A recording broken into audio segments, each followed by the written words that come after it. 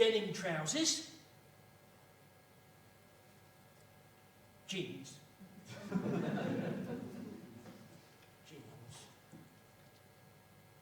tight, too tight,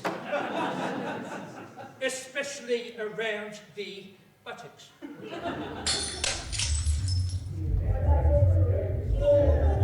Every night, they're out there, drinking, shouting, swearing, drinking some more.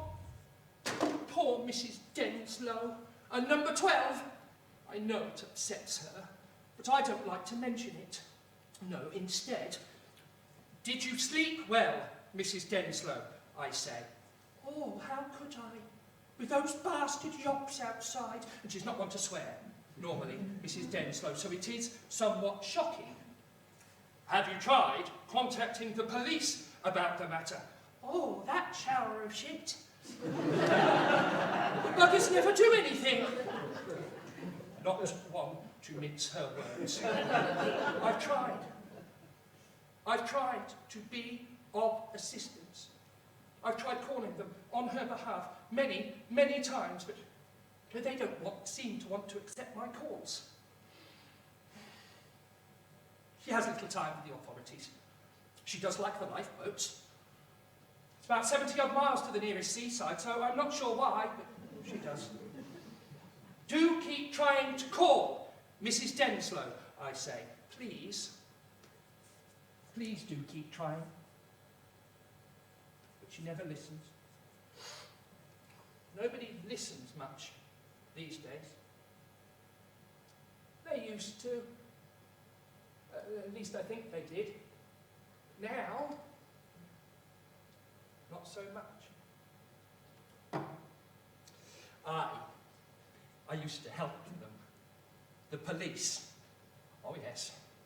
Quite a few cases. Solved at last, thanks to little old me. The last one was 2 years, 3 months, and 6 days ago. The milk misappropriator. That's what I used to call him. I caught him up and about, up to no good. Piddlepip Street Primary, 5:12 a.m. Now that is on the corner of Penrith Street. That's next to the coffee shop and the boutique and the nail salon. Local papers, you see, they'd run with this story. Milk deliveries going missing from local primary schools, all within half a mile radius between 4:30 and 5:30 a.m. to be precise. Police, overstretched, certainly. Uninterested, well, that's not for me to say. So I followed the stories and I found a pattern. Similar times, all within half a mile radius. So I contacted Piddlepip first, as they're closest to me, in the guise of a newly established milk delivery company. Quite naughty, really, but needs must. And I asked them what days they received their milk delivery. Monday, they said, but we're very well served, milk-wise, thank you. Well, we left it at that, but that was all I needed.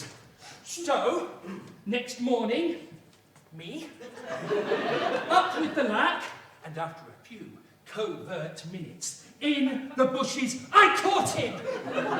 Red-handed, well, white-handed, dipping his fingers into the children's milk. The lowest of the low, if you ask me. But, as they hauled him away, I must say I did feel a little sorry for him. Perhaps he was selling it on, making a healthy profit. I don't know. I doubt it. But no one man could drink all of that milk. It was a rucksack full. I was proud, at first, of my work, but then all these possibilities came into my head. Him, hungry, well, thirsty. Perhaps he had children. Perhaps he had pets. Perhaps he had cats. Cats. Maggie? Maggie? Well, know, do you? Why people do the things they do.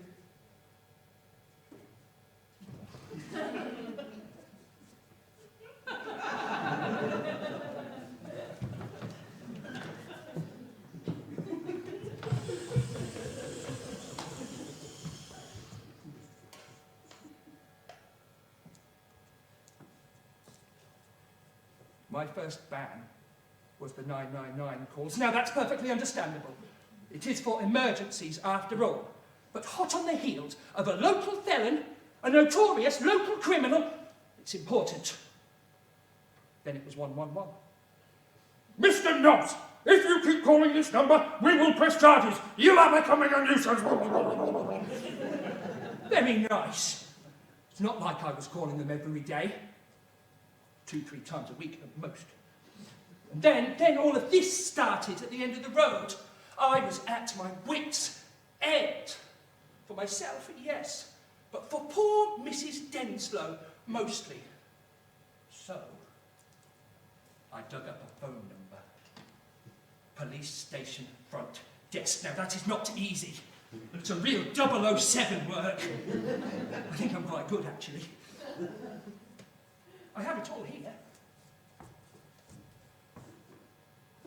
Ages, heights, builds, times of day, everything.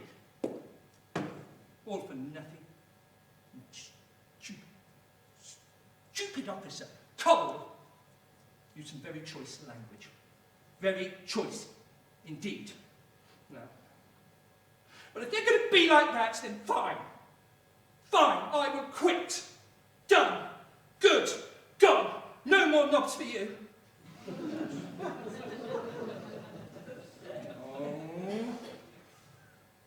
Who am I kidding? I'm wedded to the work, you see. Now, I do have a tremendous respect for them. Well, most of them. It's a one-way street, mind. Nobody seems to listen. Have you seen the latest? Pilfered pets perplex police. Now, that is journalism. Time was.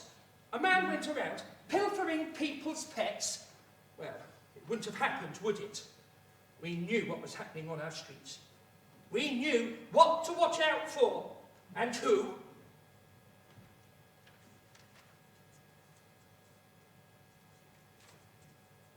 When I was younger, there was this pervert on our street. Roger the pervert. And Mother, oh, don't you go near to Roger the pervert's house, or even to his garden. He is a pervert.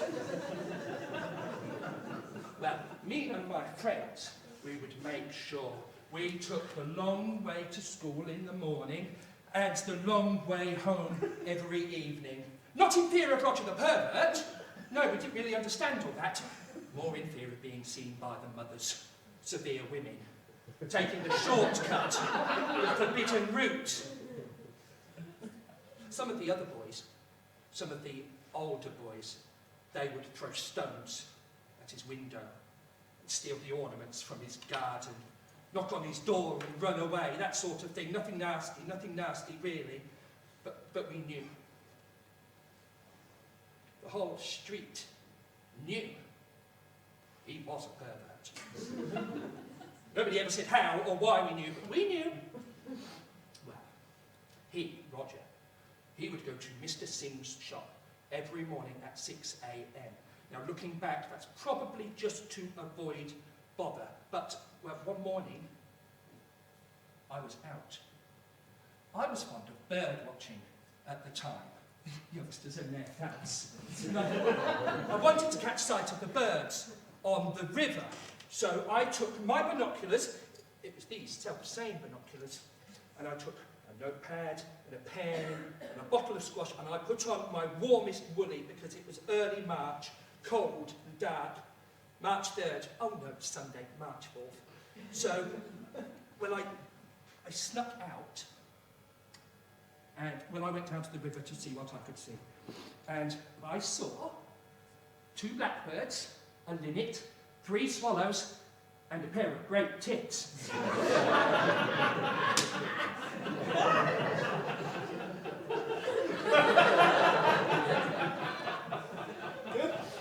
And as the sun began to rise, my confidence began to wane, fearful of the acid tongue of mother. And it was Sunday, so, well, I don't know, I was just lost in thought, probably making plans for the next day. And I wasn't looking where I was going, and I took the shortcut, the forbidden route, right past Roger's house. And then, suddenly, there he was! Roger!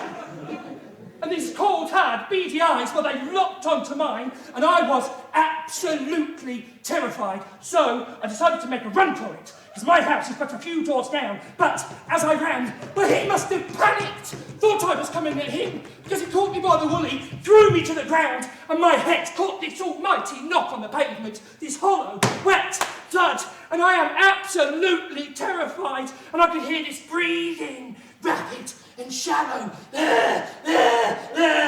almost rasping, and something in his eyes, something behind the eyes, something tragic. And I thought, well, this is it. This is me. And I am sobbing at this point. My head is in agony, not to mention complete bloody terrified.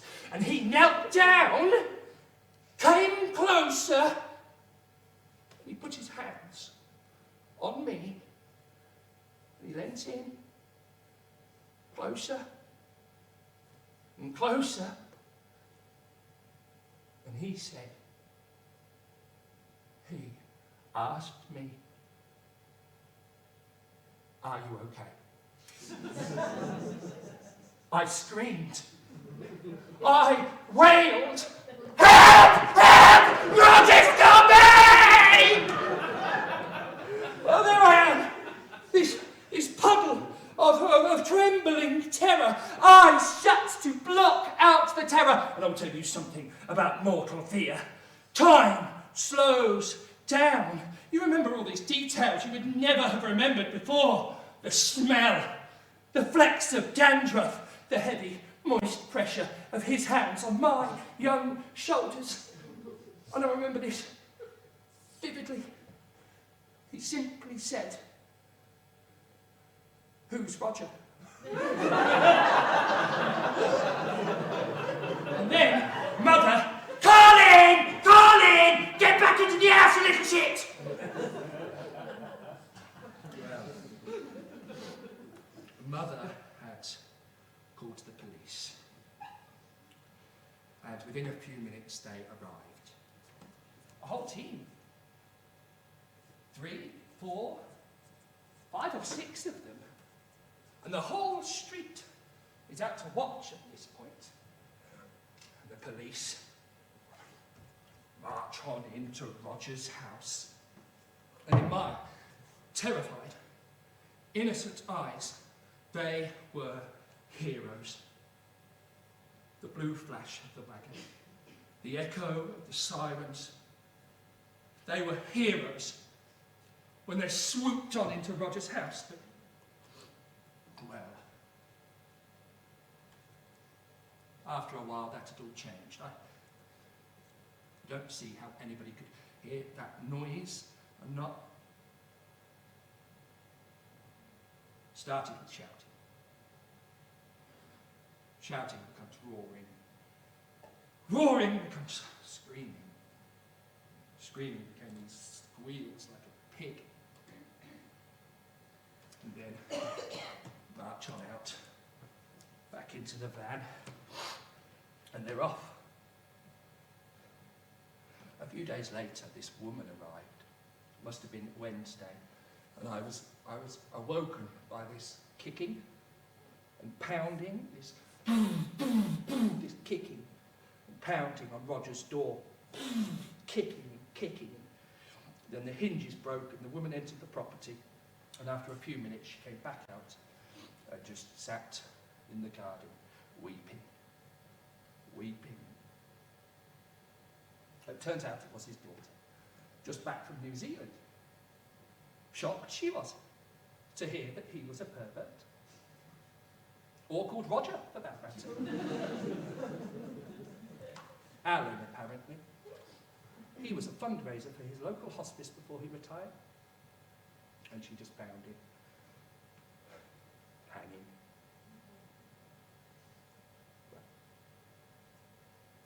No smoke without fire, I suppose. Actually, one of the officers, he gave me this.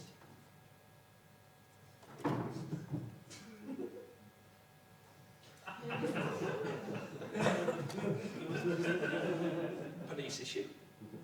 Highly unprofessional, and it did need a bit of a wipe down, but still. I like to keep it. Part souvenir and part reminder. It was on that day that I decided to become a police officer.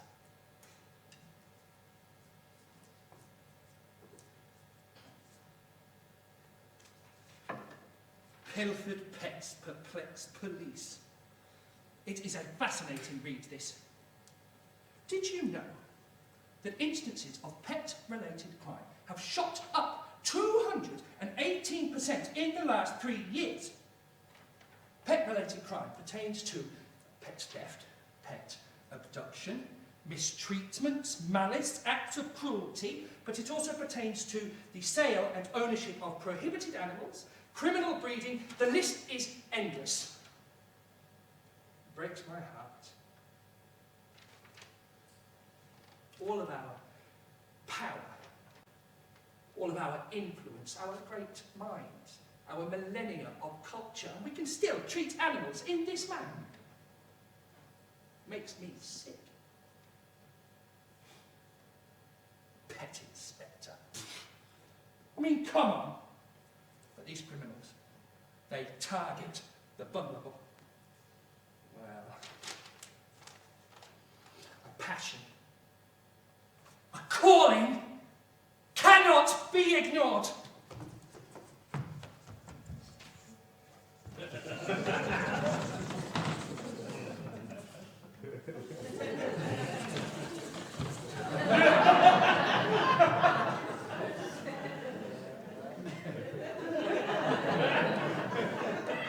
Now, this pet inspector is at the top of my list. He doesn't know it, but I have a feeling his days are numbered. It seems he scouts the local area, making annotations on addresses, targeting the vulnerable and the credulous. He's not picky. Any pet will do. And in fact, according to a recent police publication, even a tortoise-shell top of no discernible lineage can fetch up to £200 on the black market. A purebred pedigree feline, thousands. He's damn clever, no doubt. All of the accounts point to a cold-hearted criminal mastermind. I will find you, Pet Inspector! If that is your real name. His approach. A knock. Pet Inspector calling, says the villain. Following, he convinces the victim that he is working for the local council and checking for signs of various ailments, all entirely fictional, of course. Polynesian measles, Peruvian blush, Weekly's yeast, all manner of fanciful names to confuse the poor souls. There has been a spate of contagious diseases in the area, and it is our duty to locate any and all affected creatures. It is a simple procedure, one you must not worry about. Well, that's all very alarming, of course, but so convincing is he that soon any protestation ceases, the animal is handed over to the van, at which point the archvillain clambers into the front and is off.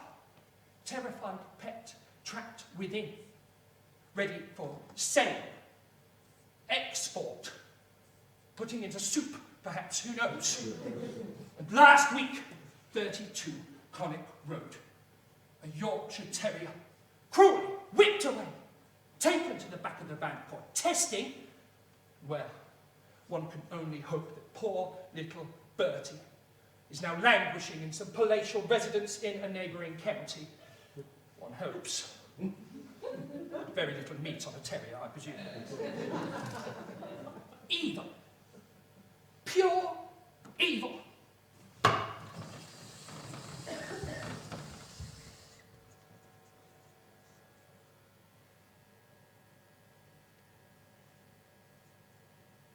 Maggie? Maggie? It's getting late. She should be home by now. Oh, no, this really is too much. Right! No, well, yes, I know, I know, but Colin. For Mrs. Tenslow.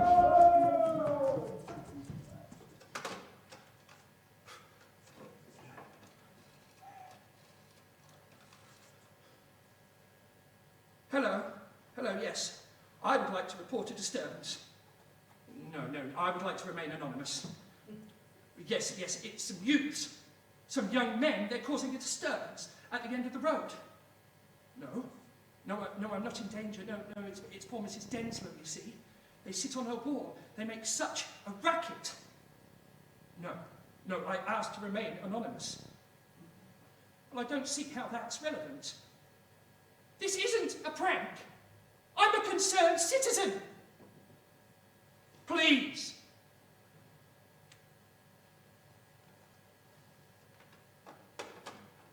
Nobody seems to listen. Shut up! You fuck off! You! Shut up! Shut up! Just leave me alone! Leave me alone! Leave me alone! Leave me alone! Leave me alone! You bastard jokes!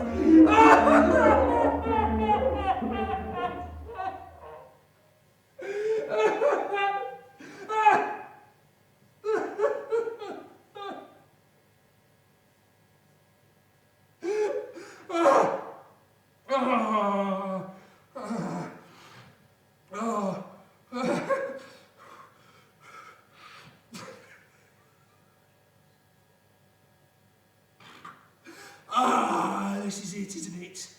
Modern fucking world. Everything and everyone is just so bloody horrible.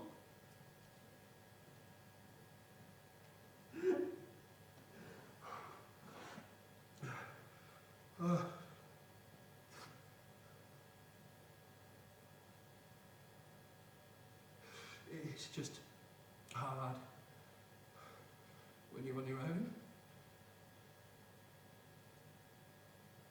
But I can still do good.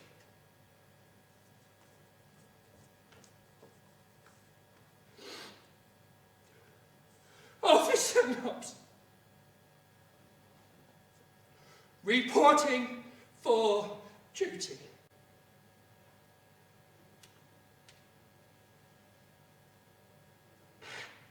Oh, yeah.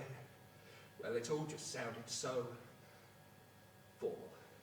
My letter of rejection is no explanation as to why.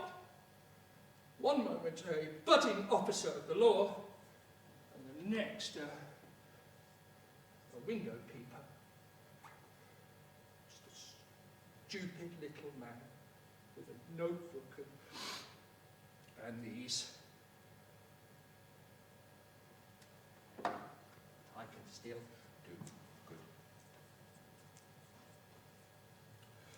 The time was around the time of my rejection. I just wanted someone to put me out of my misery. Life was just proving to be hard. But I'm better now. I'll get my chance. A chance to prove that I'm no fool. They will be begging. They will be begging for my help. Once they see what I've collected, I'm so close to a breakthrough.